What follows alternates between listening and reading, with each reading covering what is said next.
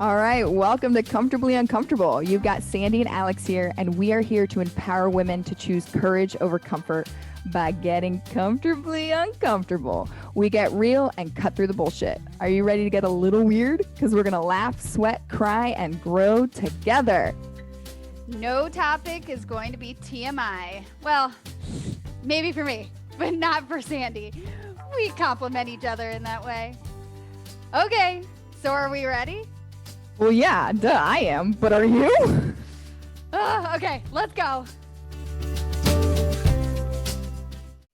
The one with the burnout. All right. So we've spoken about a few different books now on Comfortably Uncomfortable, but we like to once a quarter-ish. I say ish because it's us and, you know, I forgot what day it was, you know, whatever. To really highlight a book. So our last hashtag CU book club book was Mindset. And today, Alex is going to talk to us about the book Burnout. So Alex, take it away. All right. So I will preface this by saying I kept pushing this recording back. I needed the full quarter to try and read this. I really, really wanted to read a book and give myself like a few minutes every day. So I read half of it. I listened to half of it. Oh, girl, I'm all audible all the time. I know. I love Audible because I can just do other things. But I was like, whatever. Anyway. I love it. We got through it. So this book is called Burnout, The Secret to Unlocking the Stress Cycle. And the authors are Emily Nagoski and Amelia Nagoski. So a couple interesting things about this book. One, we did not realize when we recorded the orgasm episode that we were talking about a book that we both read called Come As You Are.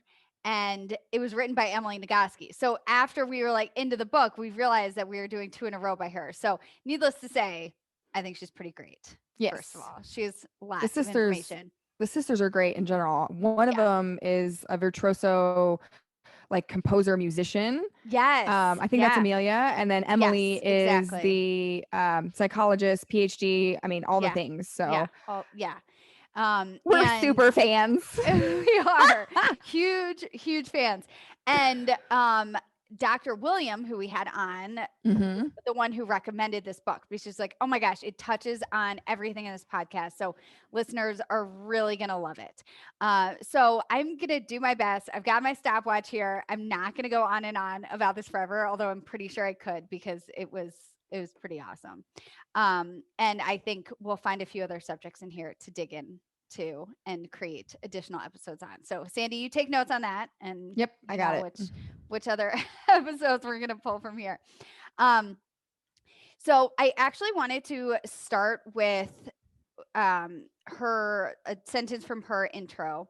2 sentences actually about what is burnout. Okay, so we all have an intuitive sense of what burnout is. We know how it feels in our bodies and our emotions crumble in the grip of it. But when it was first coined as a technical term by Herbert Freudenberger in 1975, burnout was defined by 3 components: emotional exhaustion, the fatigue that comes from caring too much for too long; depersonalization, the depletion of empathy, caring, and compassion; and 3, decreased sense of accomplishment, an unconquerable sense of futility, feeling that nothing you do makes any difference. All right. Feel that? I've definitely felt that. Feel that? In different seasons of my life. And the next thing I wanted to find for you is what she uses throughout the book, this term called human givers. And Sandy, I'm going to let you guess real quick. Do you think it's the men or the women who are the human givers? So this is a tricky one. I mean, like, that's the thing. It's like, I would automatically be like women are in this role of givers, known to be givers, but then this comes back, and this will be another episode of like, are we socially conditioned to be that way? Do we need to raise our boys or have different expectations? But I'll answer your question quickly. I think women. Yes. And you are correct. And yay!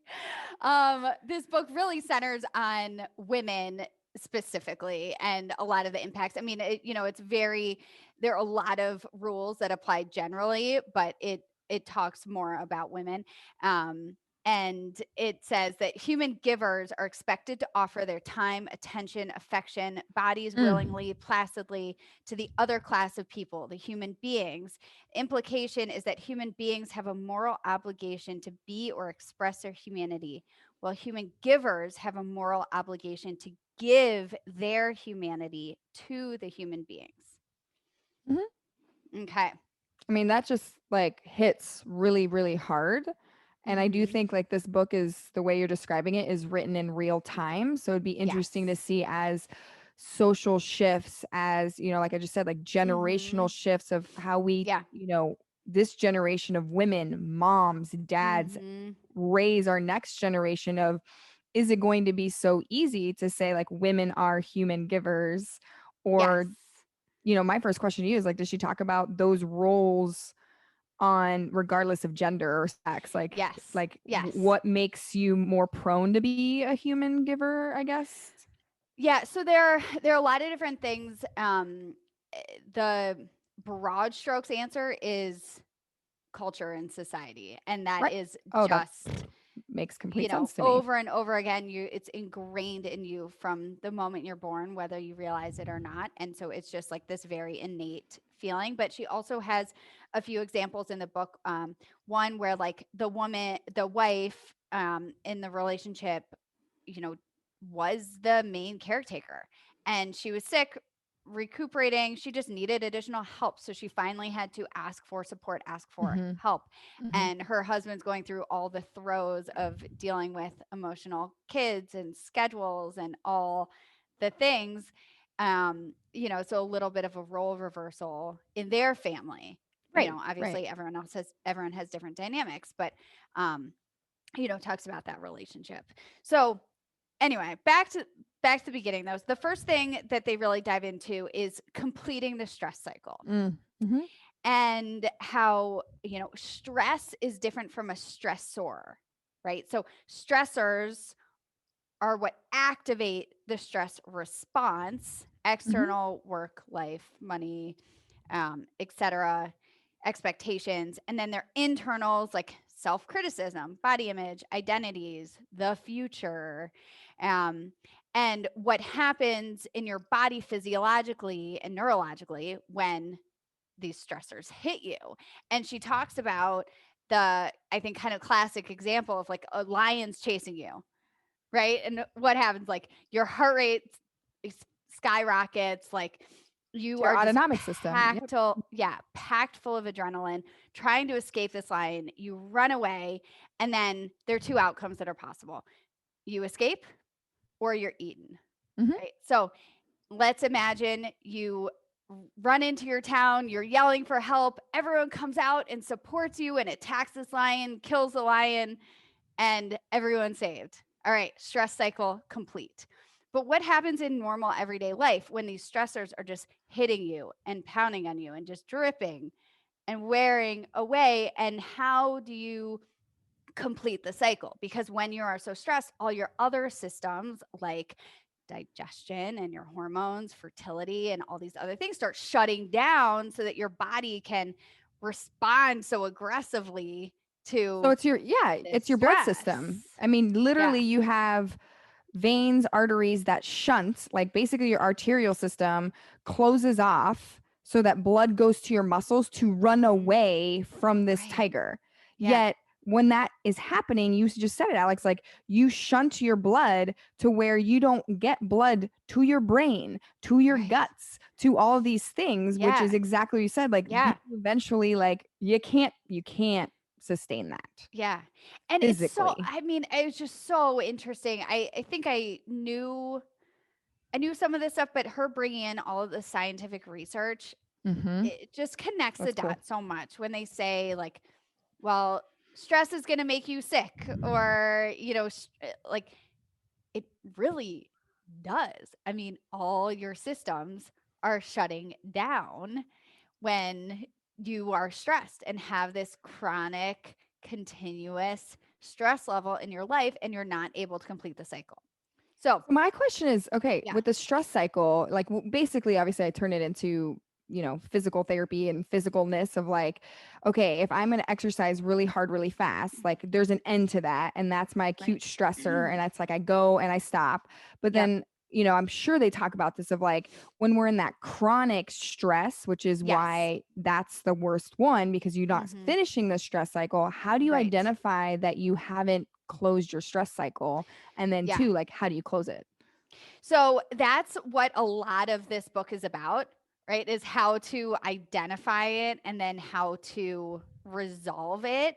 But at a basic level, there are 6 different ways that you can, 7 ways that you can complete the stress cycle.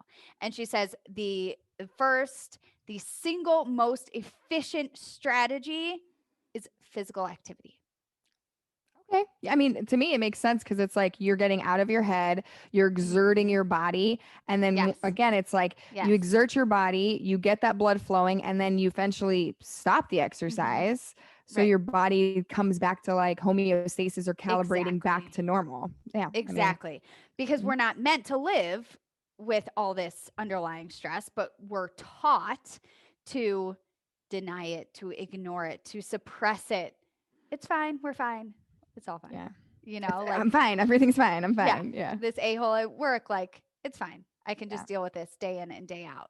Like, little things that you don't realize. But 6 other strategies: breathing, positive social interaction, laughter, affection, a big ol' cry, Oh, big old cry. I've had and those.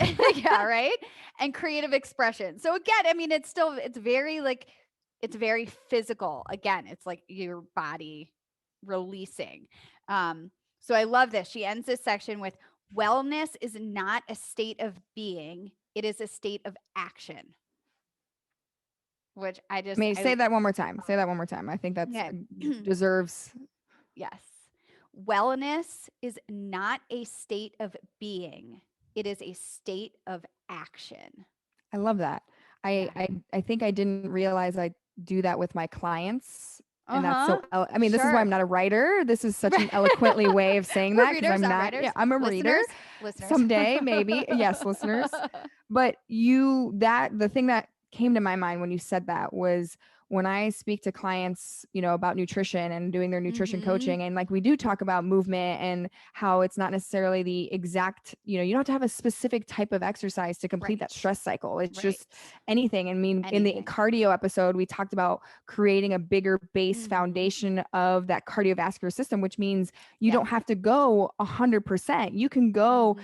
just, ride your bike, Yeah. walk. Like Right. that Right. is the amount of physical activity you need to Yeah. complete that stress cycle. Right. But right now, what you just said made me think of when we talk about this whole falling off the wagon or Mhm. waiting till Monday, talk about the motivation episode of Yep. like Yep. how that can really just F with our heads because Yeah. we think that like we have to be in this state of well-being all the time where Mhm. it's not a state of being, it's a state of action. So like, okay, what if you F up and you Right. forgot a workout or two or a week Right. or you went on vacation and you know what you said F it, I don't want to count my calories, I just want to Mhm. be. Just want to be It's that happy. yeah, it's that state of action of saying, Mhm. okay, I'm coming back to my habit stacking, I'm Yes. coming back to my default.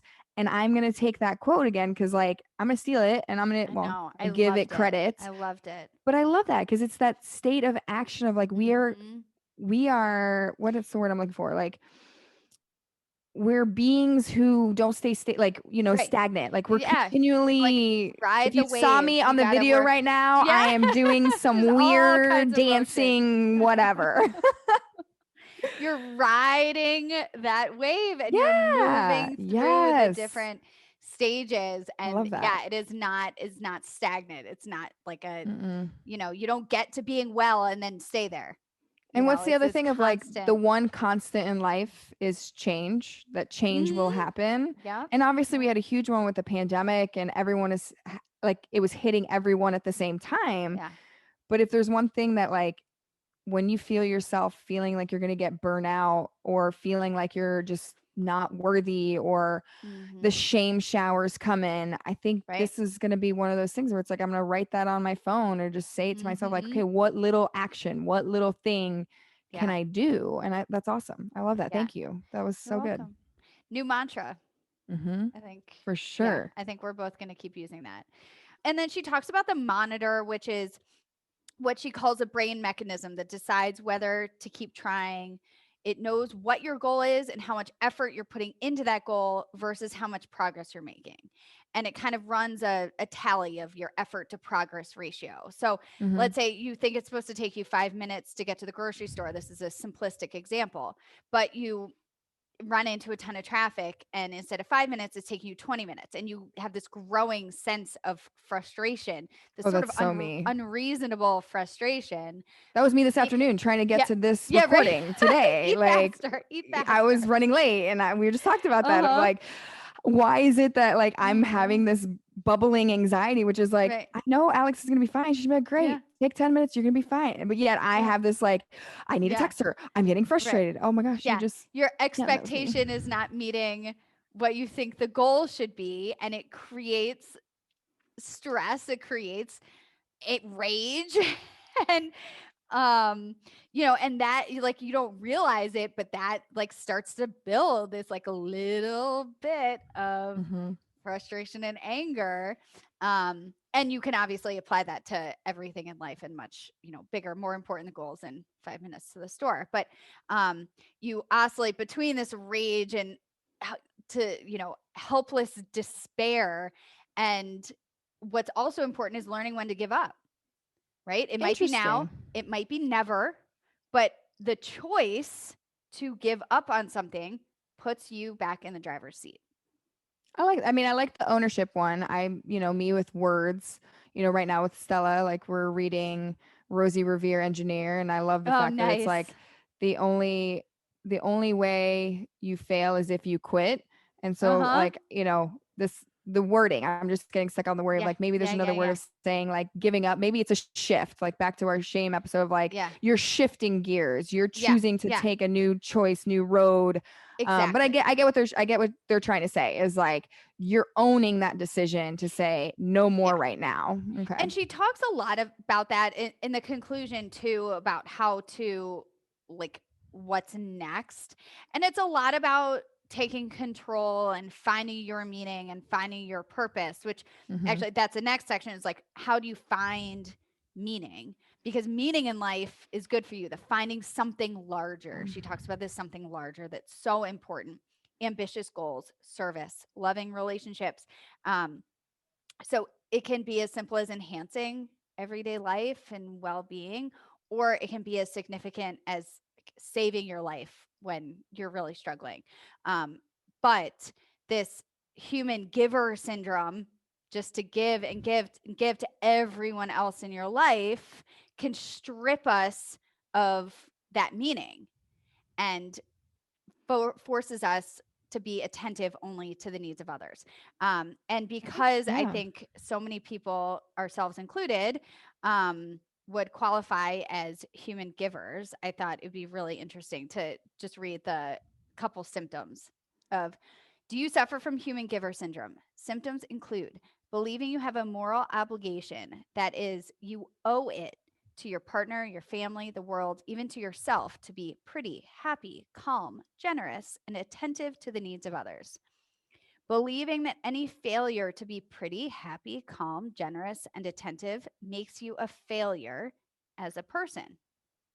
Believing that your failure means you deserve punishment, even going so far as to beat yourself up. And believing these are not symptoms, but normal and true ideas. I would say, I mean, I agree and disagree with that statement. I mean, I'm trying to Okay, think of the time for me.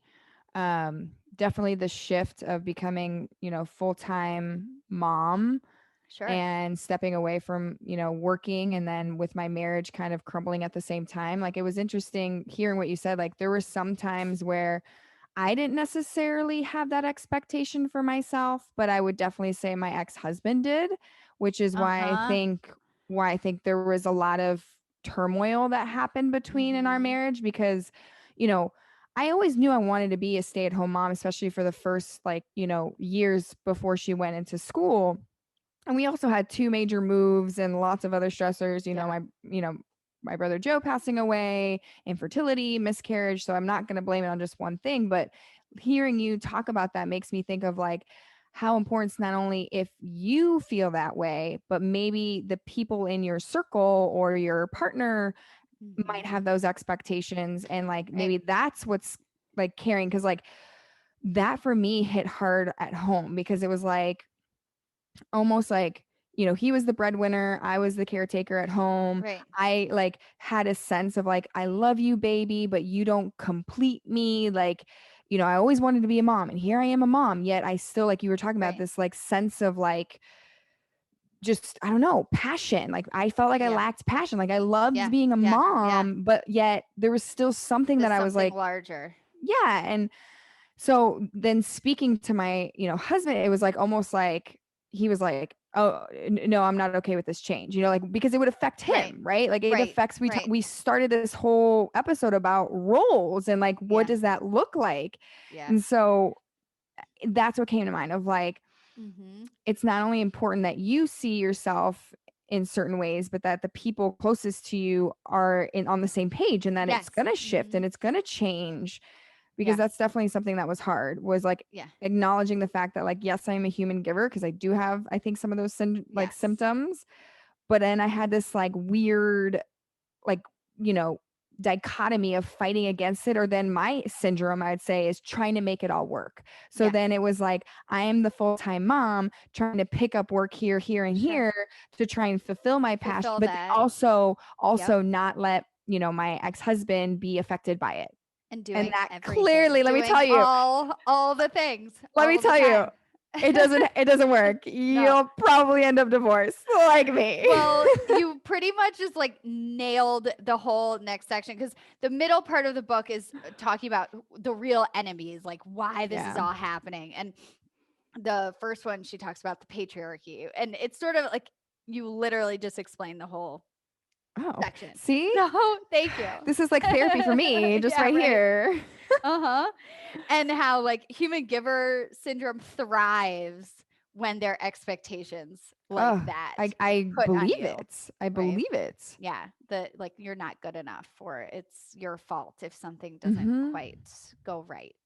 Yeah. Um, and then and they talk a lot about other cultural norms and things we've chatted about too, like healthy at any weight, and Mhm. judgment about how you look, um and she actually goes into a lot of really fascinating studies about how the bias against those that you may consider overweight, by looking at them, those biases can actually be more dangerous to our health than the actual size of our body, Oh, yeah. or Oh, doing yeah. things to our body that are dangerous that might actually make our health worse. So it's like the stress of thinking that your body is not conforming to cultural norms or the way Mhm. that it's supposed to, that stress is so much more damaging to your health than actually being overweight might be. Oh, absolutely. And I mean, yeah, it's a little bit, you have to kinda digest that a little bit and realize that, like, yeah, it's almost like, what you're worried about, the actual thing that you're worried about isn't gonna be hurting you as much than you having this state of worry, is the one I yes, always, yeah, I use yeah, as an example of, like, you know how people say, like, you're worrying about nothing? Well, yeah, yeah, your worry, just worrying, yeah, has more inflammation, detriment, yeah, body, physical stuff, yes, mind, body, spirit, yes. than the actual, I action, which mean, is why I think the state of unknown for most of us is that leads to burnout. Like, I mean, mhm, I have conversations with one of my friends about this, like, what do you do? How do you complete your stress cycle when you just don't know? Like, when right, you're in a state of yeah, unknown. yep. So one of her messages is healing this unknown. Healing hurts. Mm. Okay. You can consider this an injury. And we talk about this a ton Mhm. with, postpartum. Like, allow yourself to consider it an injury. that you need to heal from, Yeah. right? It's an emotional injury. Like grief or being this stress or huge change, like you have to work through it and you have to accept the hurt to get to the heal. And, if you broke a leg, you wouldn't expect like it to feel better through the healing process, but little by little, day after day, it heals itself and you go through the process and then you're able to find that strength again. Hmm. But Yeah, acknowledging, the physical injuries are easy because you see it. right. It's the invisible injuries that we Yeah. are always so impatient with. Yeah. And like we Right. talked about this in one of our past episodes, there's like sit in the dirty water, sit Yeah. in it, know that it's going to clear up Mm-hmm. drop by drop. You're getting to replace that. And I think the key thing that you bring up, and I'm guessing is throughout the whole book, is like healing and completing those stress cycles. Because if you're not completing those micro stress Mm-hmm. cycles, then Exactly. that leads to what? Burnout, right? Exactly. And it's that not realizing these micro stressors, right? Yeah, Like you yeah. think that stress is just some like big event, but it's like all this little underlying stuff. So you need to keep completing that cycle and acknowledging it. And rest is so important. I know I know. you're be like, well, yeah, no shit. I mean, we're going to Because do we an talk episode about on this sleeping and totally. recovery because Yeah. it's come up already a few times. And Yeah. like, what does it Yeah. mean? What does it look like? How is Yeah. it different for different people? But Exactly. if you're sitting here and listening, okay, this is me, everything you said hit home, then yeah, how Mhm. about we send the book to you? Or if you'd prefer Yeah. Audible, we'll pay for your Audible because Yes. our goal here is to help women, help our listeners complete their stress cycles and shorten the time of burnout or prevent burnout or Right. get back into those Mhm. defaults when we feel that it's becoming too much and overwhelming. Mhm. So if you're listening, which clearly, if you hear me, you are. You can, if you have social media, you can tag us at sweat and shine on Yep. and at, At aj.afterbabyfit. and you can just be a cute picture and put hashtag see you book club. And that's your entry to get this book on us, Burnout. Or if you don't have Mhm. social, then you can text me at 913-638-0002 and you'll be entered to win as well. And be like, burnout, please. And give your Yes, name. So yes. if I don't have your number. Text me 312-442-2107. We'd love to hear from you and hear what resonated with you. And I'll leave you with this: finding joy and purpose, clarity on your Mm. purpose, right, is going to be so important to this whole cycle. And joy is internal clarity on our purpose. So I want to tell you, Sandy, you, Mm-hmm. everyone listening, you are enough. Mm. And we need to tell each other that. We need to be kind to each other, kind to ourselves to support everyone else. And Alex, you are enough. Thank you. And now I'm going to go buy it on Audible and read it myself. Yes. So, or listen. Highly That's my encouraged. listeners. Yes. All right, Highly y'all. encouraged. Thank you for tuning in. Love ya. We'll catch you next time. Thank you for showing up today. Getting awkward is always more fun with friends. Give us a review, tag us, and share us so we can continue to grow together. Use hashtag CUPod, letter C, letter U, or tag us. You can find Sandy on Instagram at sweat and shine on, and Alex at aj.afterbabyfit on Instagram and afterbabyfit on Facebook and YouTube. We'll see you next time.